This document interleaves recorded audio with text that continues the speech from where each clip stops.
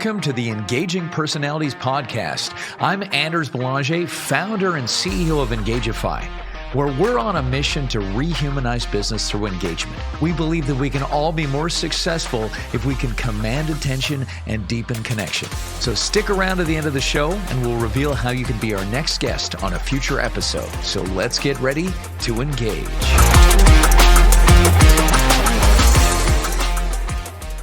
Paul Bramson is a trainer and speaker who leaves his audiences empowered, energized, and ready to rethink how they connect with others, both professionally and personally.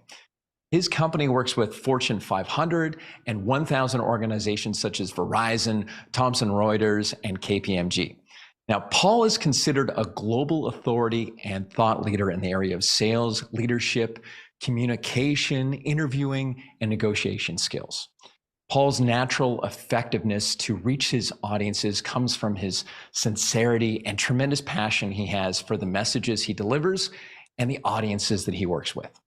Here to discuss what it means to be a true pro, I'd like to welcome to the podcast, Paul Bramson. Paul, welcome. Anders, it's good to see you. Yes, thanks for being here. I appreciate it. Sure. Paul, let's start with this pro concept, because all of your trainings and your keynotes, it's like a pro at the end, right? All of, the different expertise you have. Yeah. What does it mean to be a pro in your opinion? Do you have 3 hours, Andrew? We got half an hour. You're on Winnipeg time. Fortunately, you got 3 hours. All right. So have you ever watched somebody and you thought to yourself, it's an amateur hour. This is amateur hour. Yeah. Gong show. Yeah. Gong show would be even worse, in my opinion. I thought to myself, let's come up with programs to help elevate. So when people are in front of people, whether it's sales, leadership, whether you're customer success for that matter, we want what it means to be a pro is, do you have a skill set that is refined and honed so you can engage people from, I'll just use a communication perspective, whatever your craft is and how in either way that you have to communicate. If you're doing that in a refined, honed, polished way, to me, you're coming across as a pro. Mm-hmm. And that's the things that we're focusing on when you talk about sales and leadership training and communication training. We're trying to elevate to a point where somebody says, that's not a waste of my time. This person has done this before. It's not amateur hour. I'll use your phrase. It isn't the gong show. For your audience that's even old enough to remember that. So, there's something you said about being a pro there in that sales piece. Like, there's something about being in good hands, right? Yeah. When you are, and I'm the same way, and I think maybe you are too, in the sense when you're in the hands of a pro and they're selling you, you kind of go, damn, yeah, you're good. All right, let's go. Let's trust, right? Confidence. Knowledgeable. I feel like we can keep going in this conversation. I'm not embarrassed to introduce you to other stakeholders. Yeah. All of that. Good points. Really good. Yeah. I think about, and again, I talk about this on the podcast, that I did a lot of magic as a performer, over the years. And I remember being at it was some sort of real estate kind of convention kind of thing, but they had an MC who was an amateur comedian. Now, emphasis on the amateur. And every time he got up there, he'd try to make these jokes that were just falling flat. And everybody was just like, this is kind of before cringeworthy was really a term, but that's what was happening. And then I was like, oh my God, this is not good. Like, I got to go out there, after dinner and do my show. Dave. But going out there with confidence, and they just felt like they were in good hands. It's like, oh, take me, just like they just want to go with you. So that is what you're instilling in people in your keynotes and your trainings, is all that, for people just to be like, take me, like, whether it's sales and yeah. And when you said something interesting, take me, I feel comfortable with you. Yeah. Now I'm going to open up and listen to you. Yeah. I'm going to, and we'll get into some vulnerability, allow for candidness, all of that. When you instill that in somebody, when you evoke that emotion where people feel comfortable, you're acting like a pro. Mm-hmm. And people today expect pros when they're engaging. People are busy. Nobody has time to do anything. Yeah. They don't have time to interact with people. So if you're going to interact with somebody, you need to interact like a pro. And I think that the bar is set so high now, Paul, in terms of let's just look at, the Amazon effect, of you get things Good. now Good. quickly, frictionless. I don't need to talk to you. I can research it with the Right. Amazon effect. Right. So right. so that idea that if you are going to connect with someone, you better make it worth their while, because there are so many other ways to purchase these days. They're just all of that. They're fed up, they're ready. Can I piggyback on the word connect? Yeah. So this is the difference between good and great, Anders. This is the difference. So when people say connect, what we're finding and what I find is people don't really understand what that means. Fundamentally, they understand what it means to connect with somebody. They don't know how to do it though. Mm. And what is so popular now and what really resonates with people is learning how to connect with people, because people are dynamic, people are fluid, people are different. When they learn how to truly connect through words and phrases, that's when you go from good to great. That's when you go from maybe AAA. I'm going to use baseball. I know you're a hockey guy, but we'll go with AAA here. Oh, juniors. You go from juniors to the NHL. Yeah. And that connecting piece is really difficult. People don't know how to do it. They've never been trained. They've never been coached on it. They get what it means. They just don't know how to do it. So to me, that connecting piece is what absolutely separates an amateur from a pro. Mm. And I think I see something happening, or I hear it as we're talking, before we started recording, the behind the scenes piece. You were talking about you in Winnipeg, and you were connecting with me before we even started, right? You were building trust and a bond between us, and now you've referenced hockey, Winnipeg for me, right? You are framing everything for me, right? And so I think for the listeners right now, they're actually hearing you at work in terms of, building that connection. Would I be right in saying that? You'd be 100% right, although I'm doing it subconsciously, but intentionally. So I shouldn't even say I'm actually doing it intentionally. And I've done research before I walked in to talk to you. So there is, yes, I am pivoting. So you're talking about pivoting to the person that you're talking to. There's some educational guesses here, of course, but I'm pivoting to you, Anders, to better connect with you so we can have a healthy, more productive dialogue. And so now you said you did your research. Now, is that something that you teach or train in terms of people making that extra effort before, kind of like, almost like a pre-connection homework? So I'm glad you brought this up. Depends on the experience level of the audience. Will depend on how much I go in depth. But I'll tell you something that I say to people: don't be an amateur. Make sure you do research on people before you talk to them. Get on LinkedIn. Don't tell them you're going on Facebook. Don't tell them that you're going on their Instagram. But get to know them a little bit before you talk to them. Because when people talk to me and try to sell me something and try to engage with me and they don't know about me, it irks me. It irks me. So yes, I do get into that, not in depth, because there's a fundamental, when you talk about researching people before you speak, sometimes you get eye rolls. I do that. Do you really do that? I'll tell you who I'm finding the younger generations need to do a better job of this when they're selling. Sometimes they're going through the mechanics. You would think through technology, they'd be doing that. What I'm finding is a lot of them don't do a lot of research before they're talking to the person.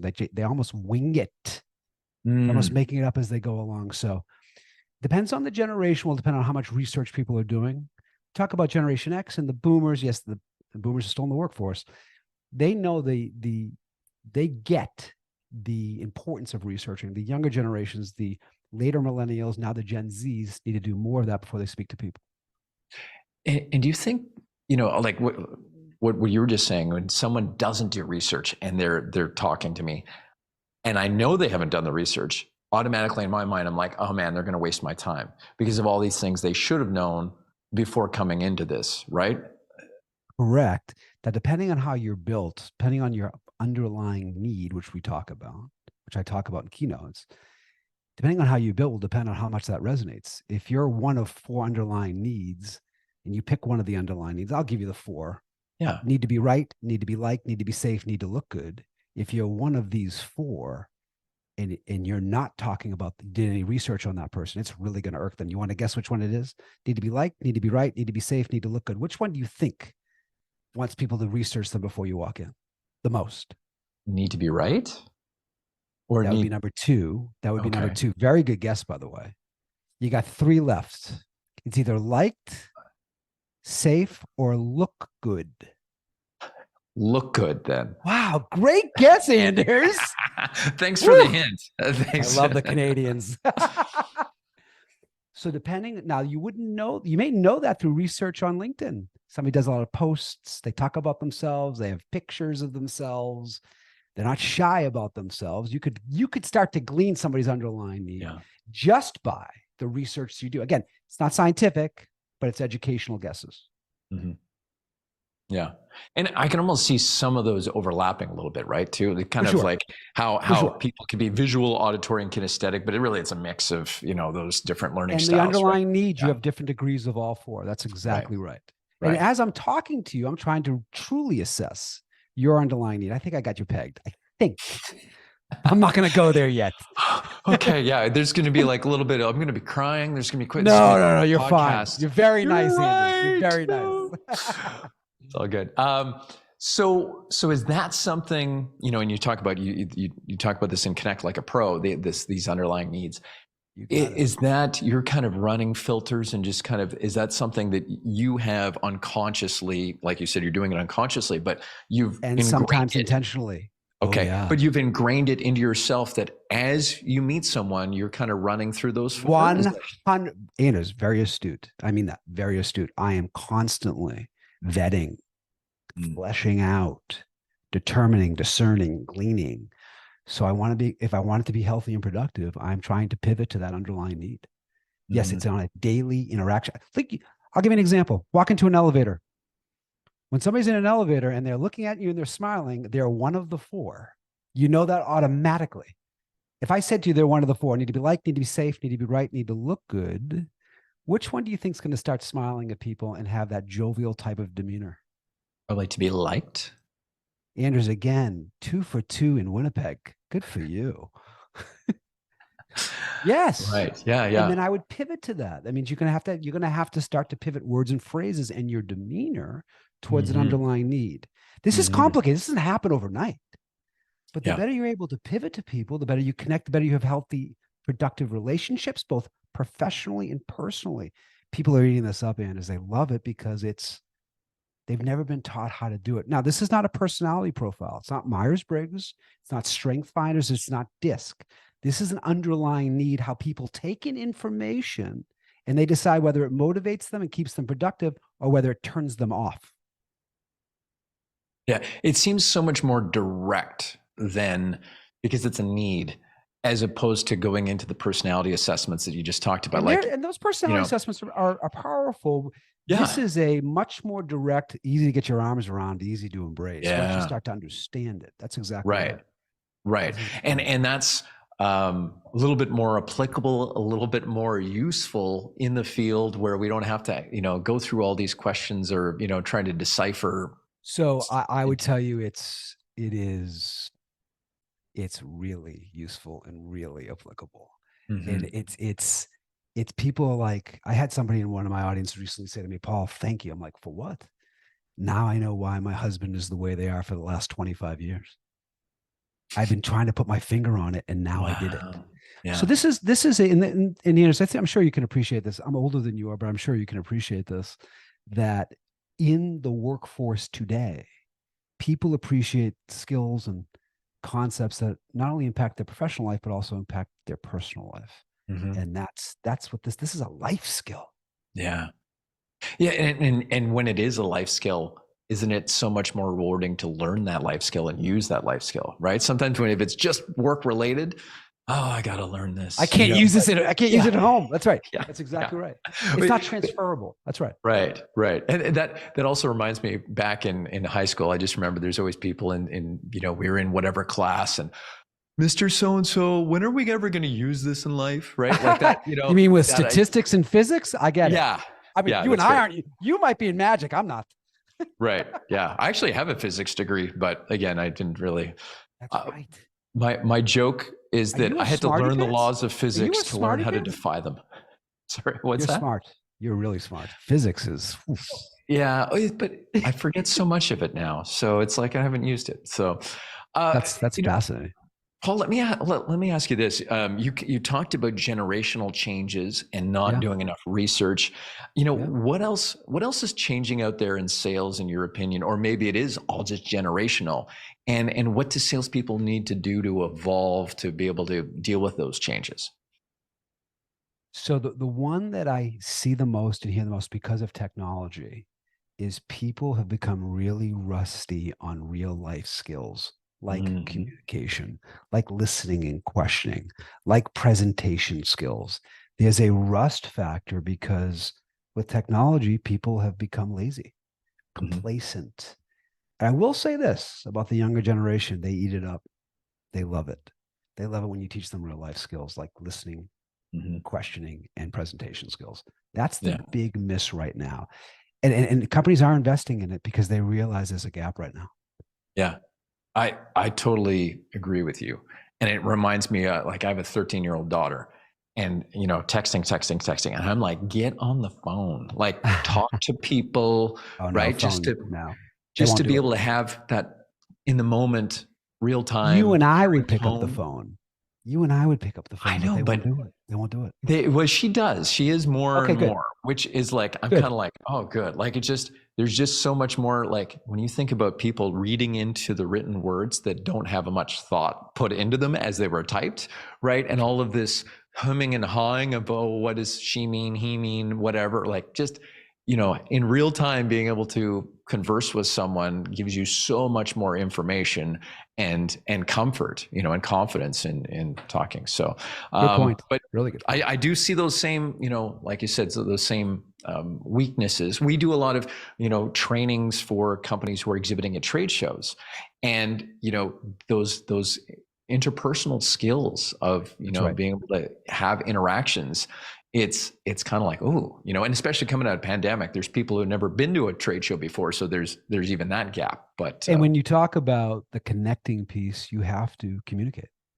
mhm. Now, you can still use the connecting piece on email and texting, things of that nature, but this causes people to, it's the verbal aspect to your point, not hiding behind the technology that really becomes a big differentiator. And they're starting to eat that up. Yeah. Hiding behind the technology. I like that term that you said, because there is something about, having, well, even virtual is a little bit different, right? We're not I would sharing the argue, same though, I air. would argue It's close. you Oh could yeah. connect pretty No, well with people it's, virtually. I mean, it's very close, right? It's not quite the same, right? But it's very close. But then yeah, your texts, your words, your emails, like sometimes people do what's easy instead of doing what's effective, right?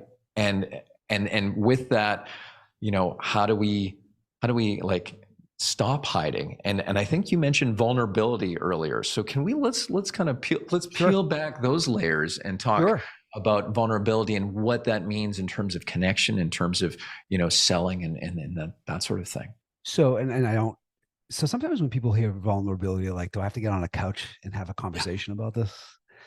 This is about, I want people to be candid. I want people to be vulnerable, and I want people to be transparent when they communicate with people. That's the things that stick with people. In terms of the vulnerability, I want people to be more authentic Mm, and more open when they're talking to people, whether it's in negotiation, whether they're selling, whether they're in leadership. The vulnerability means that people feel like you're being yourself. People feel like you're being more often than not transparent with information. And it allows them to want to open up and potentially be vulnerable with you. And in turn, it feels like you're being vulnerable with them. hmm. Yeah. The I find that there is a little bit of a uh, people professionalism, and we're talking about being a pro Yeah. and being authentic. Sometimes somehow that can be seen as two opposing poles, right? To be professional is to be buttoned up, Right. and to be Right. I am Mr. Professional, right? And not being authentic, but they can coexist. Do you want to speak to that? So I feel like, so I started working in the early 90s.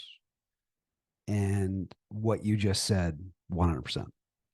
The professionalism and the authenticity, sometimes they could bump up against each other, where if somebody thought they were being authentic, they thought they were being unprofessional.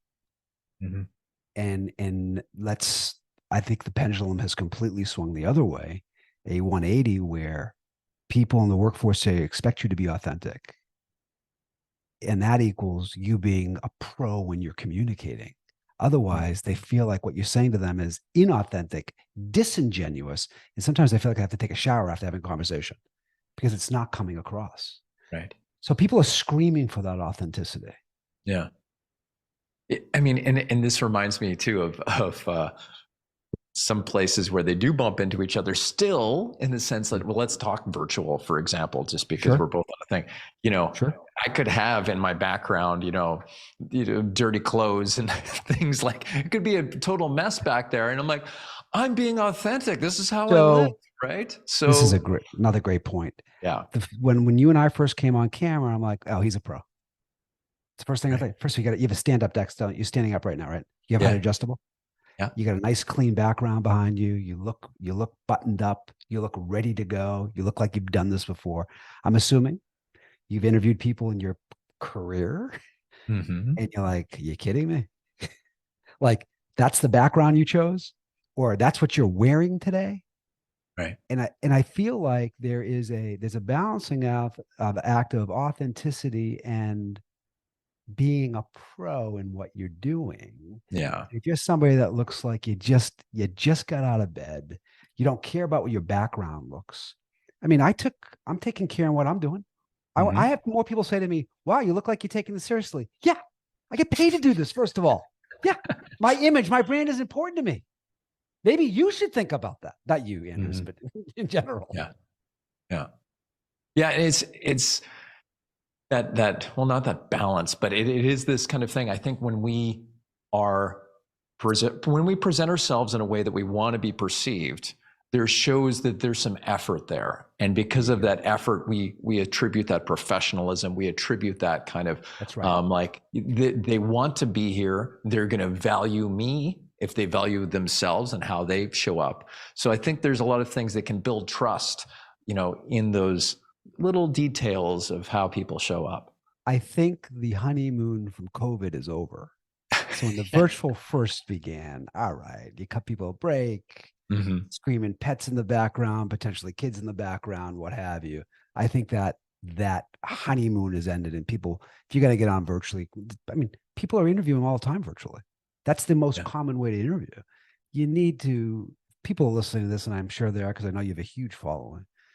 Make sure you look and sound like a pro, whether it's virtual or in person. Mm-hmm. Mm-hmm.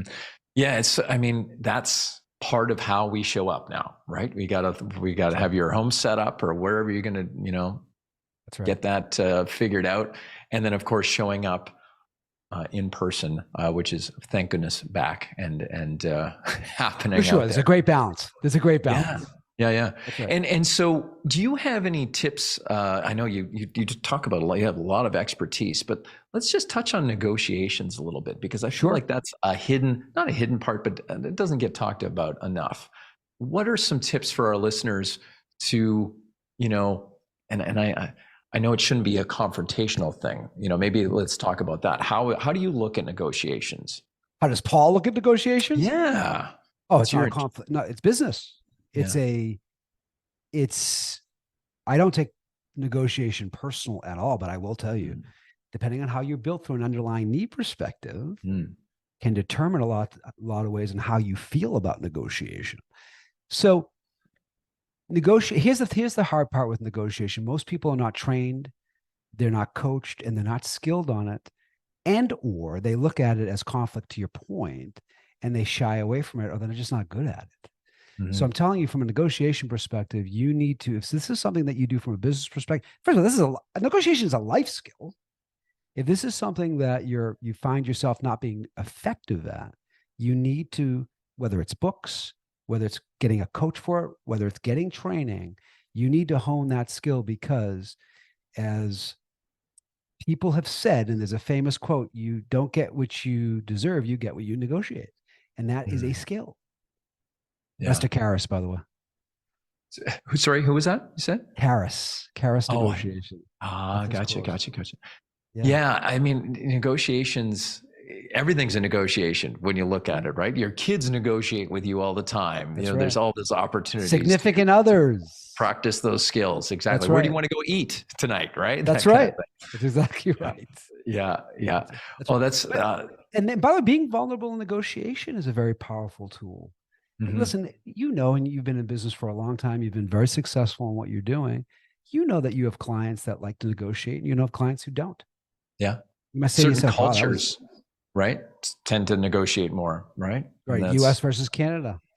Yeah. Could be. Yeah. It can be an assertiveness, a lack of assertiveness. Mhm. People look at negotiation. Why do you have to negotiate? Because that's a skill that is expected in our culture. Yeah. In our culture, Andrews, for sure. Yeah. Like, and sometimes I think about selling things on Facebook Marketplace, right? And I'm like, yeah, I want this much for it. I don't think about the people like, hey, would you offer this? And like, they're always like, making these offers, and you're like, I should have intentionally went a lot higher to get down to where I really wanted to be, and sometimes just want things to be more straightforward. Like underlying these, there are also negotiation types. Yeah. Not personality types. That people have a different style when they negotiate. An analogy I like to talk about is the people that work for Walmart are probably some of the nicest human beings that you've ever met. They can be ruthless negotiators. It doesn't match their personality. Right. So there are different types. So really, from getting good at negotiation is you have to have an awareness of the aspect, the negotiation types. You have to understand how to negotiate price. You have to understand that there are tactics and strategies that people use, and how do you counter those strategies? I've had the fortunate experience to work with some global procurements of Fortune 500 companies, and they always wanted to bring me in to give the perspective of the person they're negotiating with. Like the vendors that they're negotiating with, give them their mindset. So it's fascinating. They're highly trained, by the way. Global procurement can be highly trained. Yeah, we deal with that at our company too. And sometimes, like, man, they're like feels ruthless compared to the smaller companies, right? But that's right. But remember, they're trained to ask. Interest. They're trained to ask, protecting the interest. That's exactly right. Yeah. I always have the same question to procurement when somebody asks me a question. Where'd you come up with that? Like, how'd you come up with that information? And you see people stop dead in their tracks. That's a great question to have in your back pocket for that. Sure. That's very cool. This has been a great time that we've spent. You here ask great together. questions, Anders. Yes, great questions. I think we're in alignment here, and of course, that's partly you being who you are in the moment for me, right? Which is a part of that, part of the connection. I'm just kind of thinking of like, wow, this is just really, time has flown by because we're kind of singing from the same song sheet. Good banter. Right. Yeah. So, how can people get a hold of you, Paul, in terms of if they want to reach out to you for trainings, keynotes, et cetera? Sure. So my website is the Paul Bramson Companies, and that's Bramson, the Paul Bramson Companies, or paulbramson.com. And of course, on LinkedIn, I have my personal LinkedIn page, as well as my business LinkedIn page. Again, it's Paul Bramson, Bramson.com. Awesome. Well, thank you so much for sharing your knowledge with us. And I know that, I've got takeaways. I'm probably going to go back and make a few notes from this episode. So I appreciate your time. I appreciate the interview, Anders. You did a nice job. All right. Thanks, Paul. And to our listeners, thank you very much for joining us. And until next time, stay engaged. Thank you so much for listening to Engaging Personalities. If you believe this world needs more engagement and you're an industry leader or you have an interesting take on rehumanizing business, go to go.engagify.ai/podcast-guest to apply and come on the show.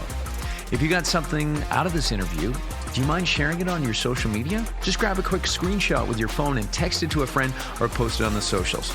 If you know someone that would be a great guest, tag them on social media to let them know about the show. Include the hashtag Engaging Personalities.